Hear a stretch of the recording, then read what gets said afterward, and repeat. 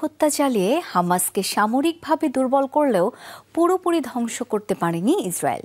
পুনরায় শক্তিশালী হওয়ার চেষ্টা চালাচ্ছে গোষ্ঠীটি।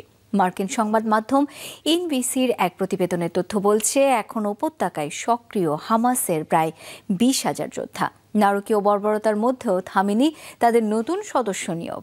নিরাপত্তা বিশ্লেষকদের মত, উপত্যকায় হামাসের 70% সুড়ঙ্গ এখনো অক্ষত রয়েছে, যার বেশিরভাগের অস্তিত্বই খুঁজে পায়নি ইসরায়েল।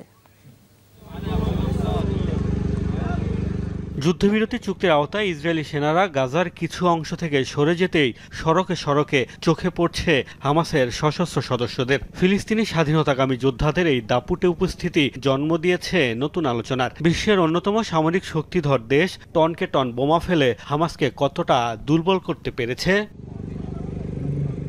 মার্কিন সংবাদ মাধ্যম এনবিসির এক প্রতিবেদনে উঠে এসেছে, হামাস উল্লেখযোগ্য